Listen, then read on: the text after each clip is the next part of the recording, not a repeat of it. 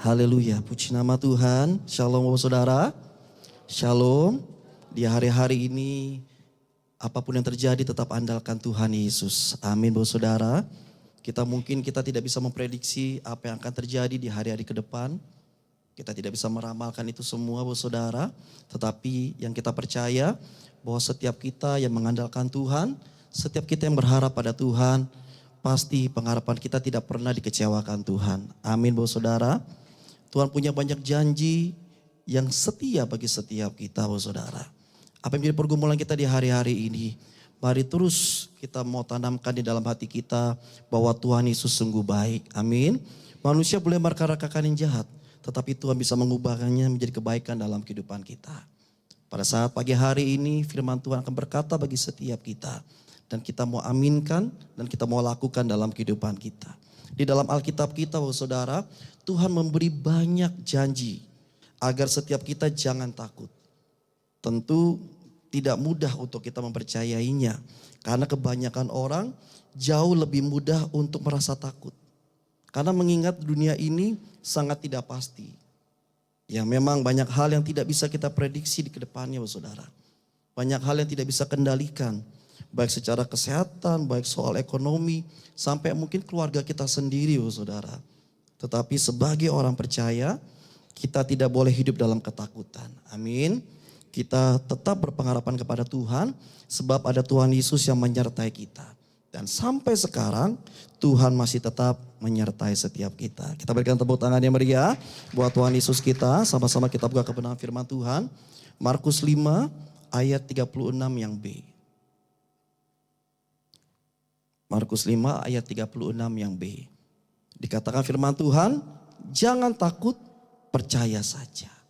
Apa Bapak Saudara? Jangan takut, percaya saja. Jadi latar belakang dari kisah ini Bapak Saudara, ada seorang ayah bernama Yairus, kepala rumah ibadat. Dan dia punya seorang anak perempuan yang sudah sakit-sakitan dan hampir meninggal. Dan kemudian Yairus harus mengambil keputusan yang sulit dalam kehidupannya. Karena dia tahu anaknya ini mau meninggal. Sebagai seorang ayah tentu keputusan yang sulit. Dia mau tinggalin anaknya atau dia harus berada di samping anaknya ketika anak ini nanti meninggal. Keputusan yang sulit sebagai seorang ayah. Tetapi Yairus mengambil keputusan untuk mencari Tuhan Yesus. Dia tinggalkan anaknya di rumah. Singkat cerita, Yairus bertemu dengan Tuhan Yesus dalam suatu rombongan. Banyak orang berbondong-bondong di situ. Dan kemudian Yairus memohon kepada Tuhan Yesus agar Tuhan Yesus mau datang ke rumahnya untuk menumpangkan tangan kepada anak yang sakit keras. Agar anaknya sembuh. Lalu kemudian di dalam rombongan yang demikian banyak,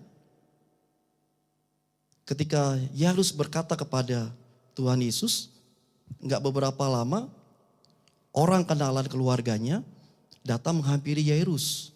Dan dia berkata, sudah engkau gak usah menyusahkan guru.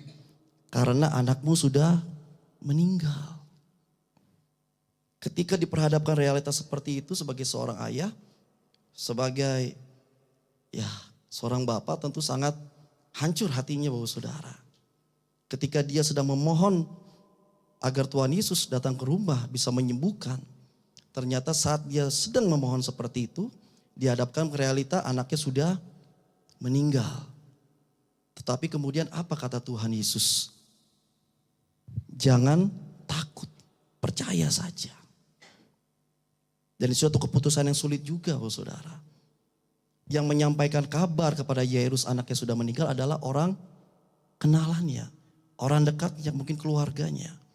Nah sedangkan Tuhan Yesus ini dia baru pertama kali bertemu dengan Tuhan Yesus.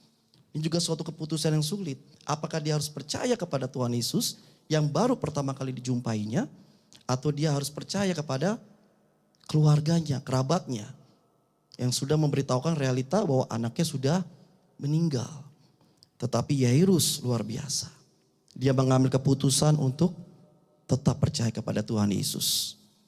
Dan kemudian ketika rombongan Tuhan Yesus bersama dengan Yairus semua hendak berangkat menuju ke rumahnya, Tiba-tiba di tengah perjalanan ada seorang perempuan yang 12 tahun pendarahan. Dia merangkak maju menerobos rombongan itu dan kemudian dia apa? Menjamah jubah Tuhan Yesus. Tanpa dia minta kesembuhan dari Tuhan, tetapi dia bekerja dengan imannya. Asal ku jamah jubahnya aku sembuh. Di dalam tengah-tengah rombongan seperti itu, dalam perjalanan menuju ke rumah Yairus, dan tiba-tiba Tuhan merasakan ada suatu apa? Tenaga yang keluar dari dalam dirinya. Dan kemudian Tuhan berhenti. Dan dia melihat sekelilingnya. Siapa yang sudah menjamah jubahku? Siapa yang sudah menjamah jubahku? Kemudian para murid, ya Tuhan ini ramai. Banyak orang. Tentu siapapun bisa menjamah. Tetapi ada sesuatu yang berbeda. Ketika dia menjamah, ada suatu tenaga yang keluar. Ini yang dicari sama Tuhan. Tuhan melihat keliling, Tuhan mencari. Dan kemudian singkat cerita, perempuan itu dengan gemetar, dengan takut, mungkin takut dimarahi. Kemudian dia cerita semuanya. Bahwa dia yang menjamah. Jadi dalam perjalanan sebetulnya dengan buru-buru untuk menumpangkan tangan kepada anak Yairus, di tengah perjalanan ada halangan. Di mana perempuan yang 12 tahun pendarahan ini menjadi sembuh karena menjamah jubah Tuhan Yesus. Tetapi Yairus tetap berpengharapan. Yairus tetap punya iman yang kuat. Walaupun dalam perjalanan sedang terhalang. Dia tetap percaya sama Tuhan. Dia tidak takut. Mungkin kita di hari-hari ini kita sedang minta sama Tuhan, kita sedang minta sama Tuhan. Mungkin kita sudah rasa, oh Tuhan mau jawab. Oh Tuhan mau kabulkan. Tetapi tiba-tiba di tengah perjalanan Tuhan izinkan terjadinya halangan. Apakah kita masih tetap percaya sama Tuhan? Apakah kita masih tetap berharap sama Tuhan? Kebanyakan orang Kristen akhirnya banyak yang runtuh gugur di tengah perjalanan. Nah, tetapi Yairus tidak takut, dia percaya sama Tuhan. Yang akhirnya sampailah mereka di rumah Yairus. Begitu sampai di rumah Yairus, ketika Tuhan mau mendoakan anak ini, ditertawakan oleh orang-orang di sekelilingnya. Bahwa Tuhan mengatakan bahwa anak ini tidak meninggal. Anak ini tidur. Orang lain tertawa semua. Mungkin saat kita sedang berharap sama Tuhan, kita sedang punya iman yang besar sama Tuhan. Mungkin keluarga kita, orang sekeliling kita bisa mentertawakan kita. Tapi tetap percaya saja. Amin saudara, tetap pegang firman Tuhan. Kuasa Tuhan, kasih Tuhan tidak pernah berubah.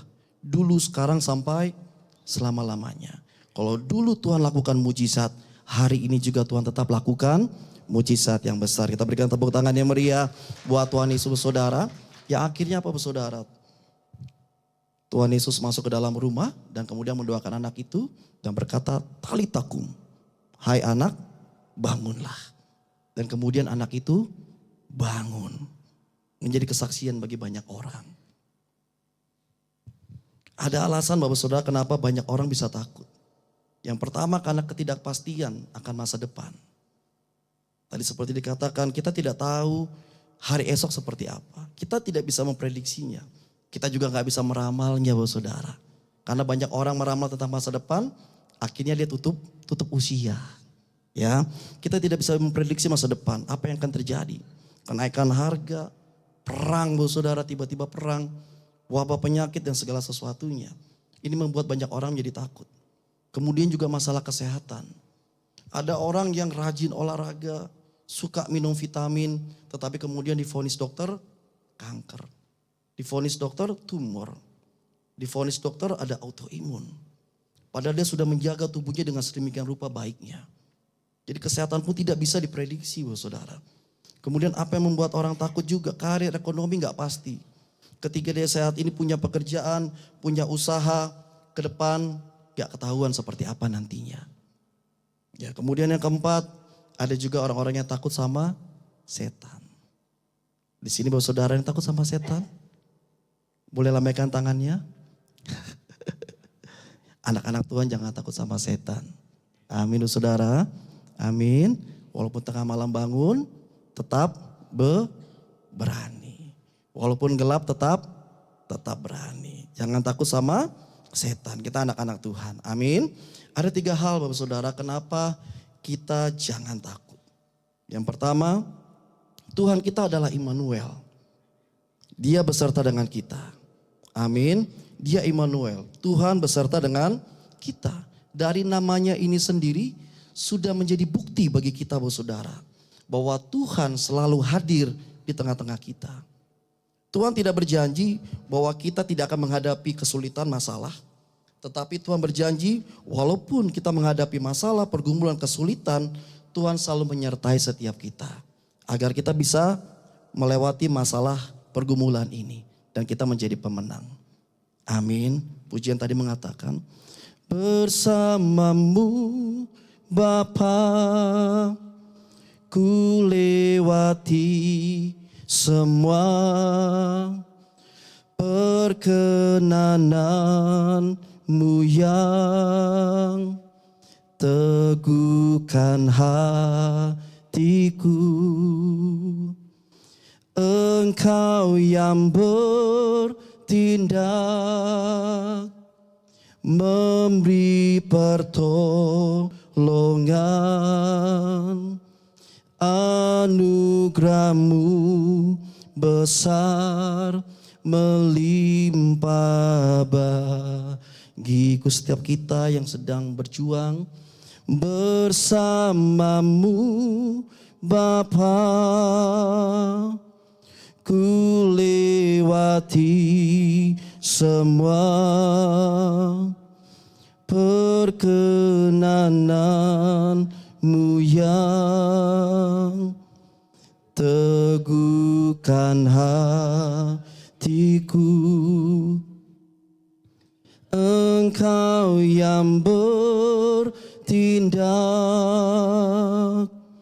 memberi pertolongan, anugerahmu besar melimpah sama-sama terus nyatakan, bersamamu Bapa, ku lewati semua. Imam percaya kami, perkenananmu yang teguhkan hatiku. Engkau yang bertindak memberi pertolongan, anugerahmu besar melimpah bagiku. Amin Bapak Saudara. Di hari-hari ini jangan andalkan kekuatan sendiri. Dalam menghadapi masalah, ingin melewati pergumulan bersama Bapa kita. Bersama Tuhan. Amin Bapak Saudara. Kalau kita berjuang bersama dengan Tuhan Bapak Saudara, beban kita menjadi ringan. Kenapa kita masalah itu menjadi berat dalam kehidupan kita? Karena kita terlalu mengandalkan kekuatan kita sendiri. Karena terkadang kita mengandalkan pengalaman kita sendiri, kita menjadi orang yang sok tahu. Tapi mari andalkan Tuhan, saudara. Ada Roh Kudus yang menguatkan setiap kita. Di dalam Tuhan Yesus Bapa kita, Dia sangat mengasihi kita anak-anaknya. Bapa yang baik memberikan yang terbaik bagi setiap kita, saudara. Kasih setia Tuhan tidak pernah berubah. Dan Dia selalu menyertai setiap hidup kita. Saat kita dalam sakit, saat kita dalam pergumulan untuk bayar hutang, tagihan, cicilan, saudara. Dia Tuhan yang tidak pernah tinggalkan kita. Dia Tuhan menyertai kita. Dan Dia Tuhan pasti akan membuka jalannya untuk kita bisa menghadapi dan melewati semua. Andalkan Tuhan. Dia Immanuel, Tuhan yang beserta dengan kita.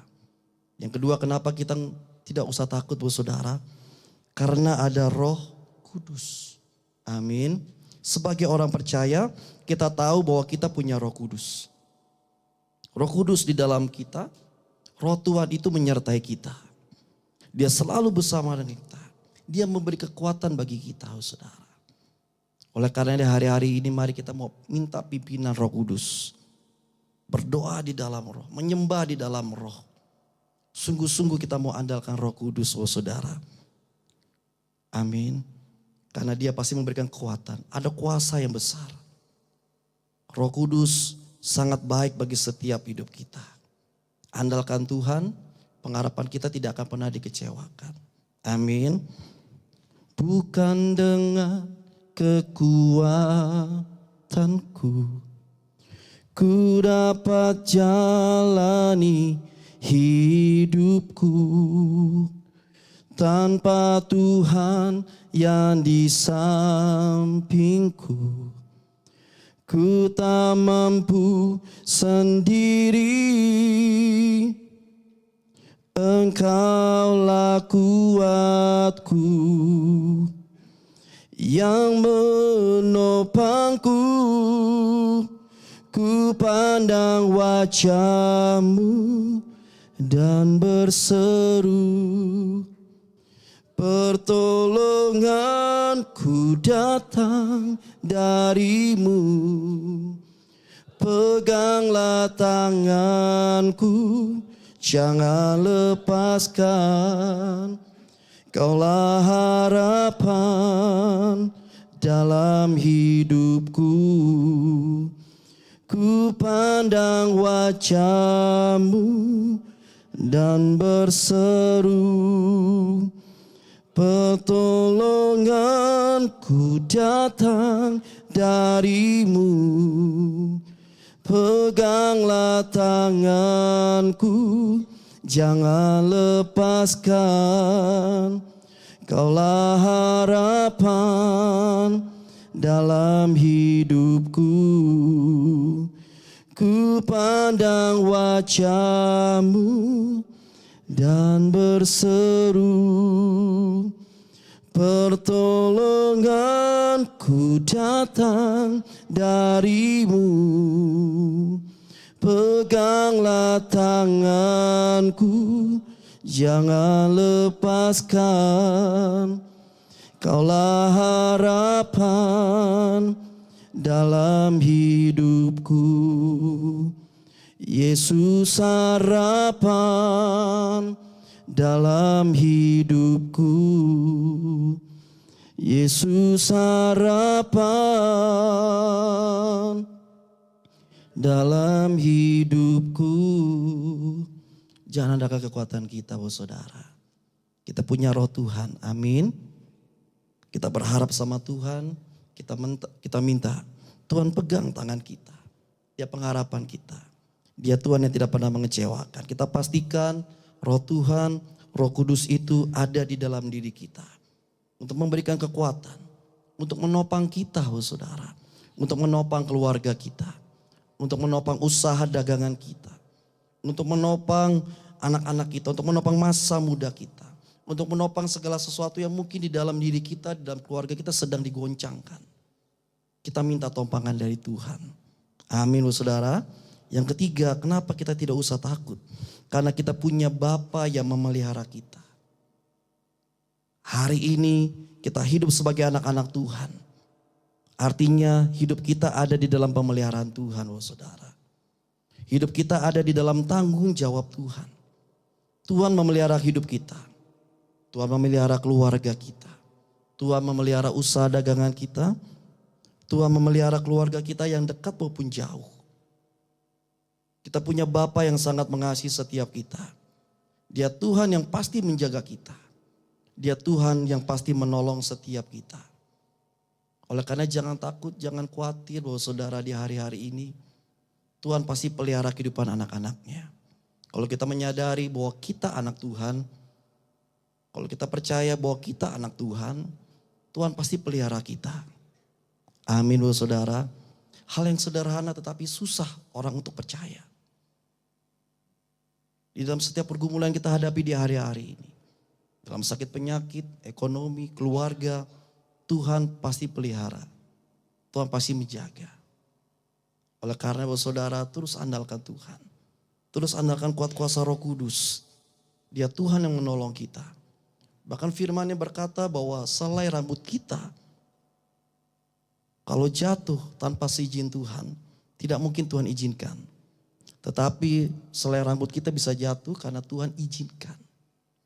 Jadi kalau di hari-hari ini mungkin keadaan hidup kita, keadaan keluarga kita, ekonomi kita mungkin sedang digoncangkan, Tuhan izinkan. Supaya kita dapat melihat bahwa hanya Dia, Bapa yang bisa memelihara kita dengan sempurna. Amin Bapak Saudara. Amin. Kita boleh berikan salam kanan kiri kita. Katakan Tuhan pasti pelihara kita. Amin Saudara. Tuhan selalu menolongku, selalu menjagaku, sehelai di rambutku tak akan terjatuh tanpa seizin-Mu. Tuhan selalu menolongku,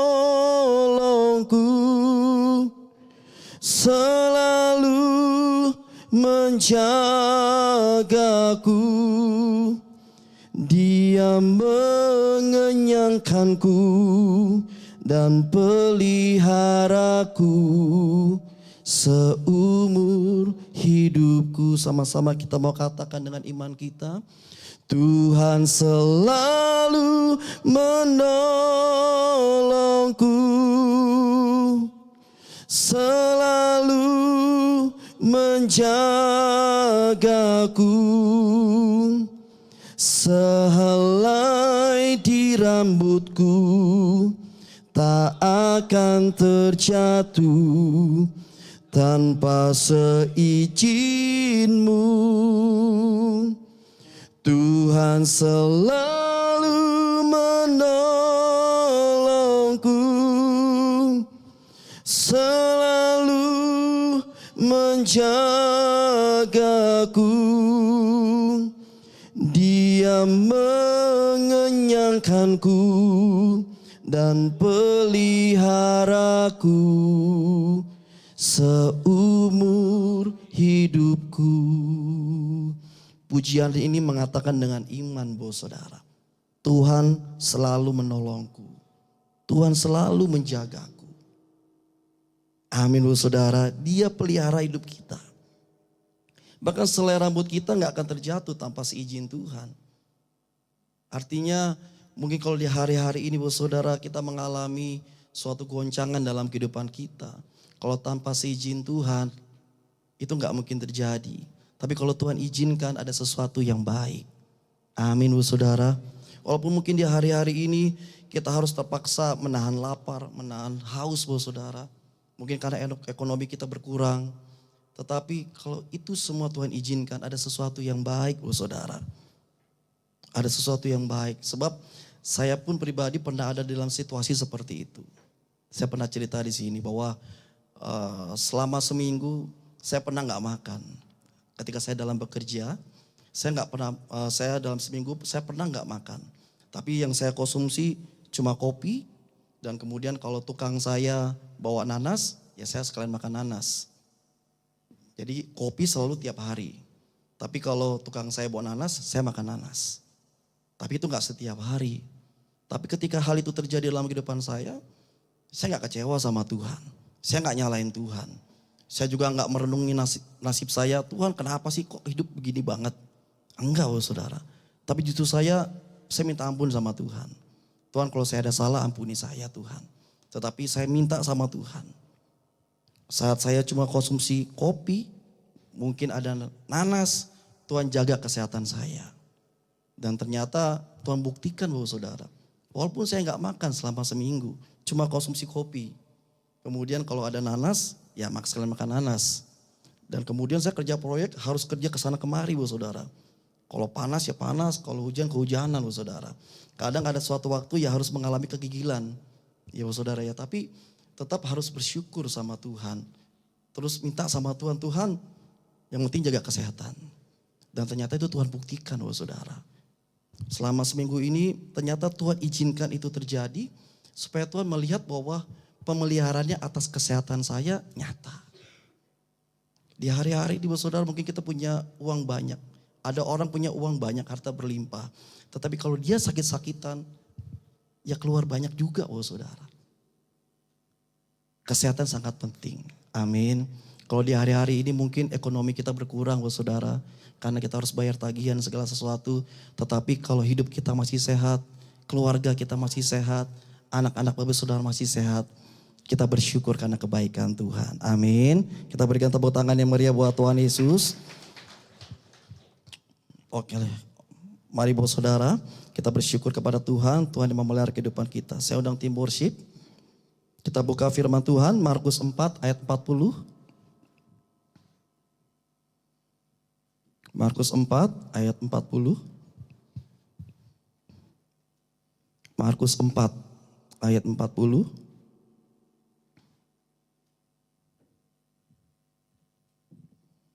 Firman Tuhan berkata, lalu ia, yaitu Tuhan, berkata kepada mereka, kepada para murid, mengapa kamu begitu takut?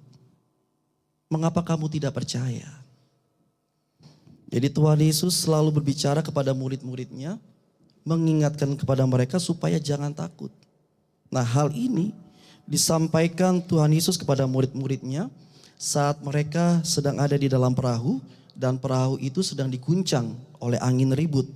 Dan murid-muridnya merasa ketakutan yang luar biasa, padahal mereka ada bersama-sama dengan Tuhan Yesus di dalam perahu itu, saudara. Mungkin di hari-hari ini kita sudah datang ke gereja, kita rajin berdoa.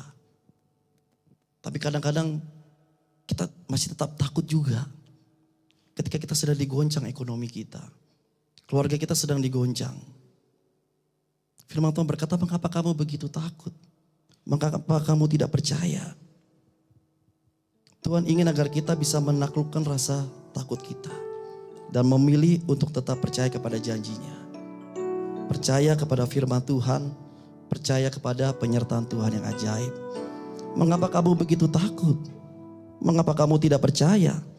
Kalau kita sungguh-sungguh percaya kepada Tuhan, saat menghadapi kesulitan, kita dapat tetap merasa tenang, saudara. Sebab Dia Tuhan yang berkuasa melindungi kita, menjaga kita, memelihara kita melewati setiap masalah pergumulan kesulitan dalam kehidupan kita. Saudara-saudara, bersama-sama kita bangkit berdiri di pagi siang hari ini, saudara.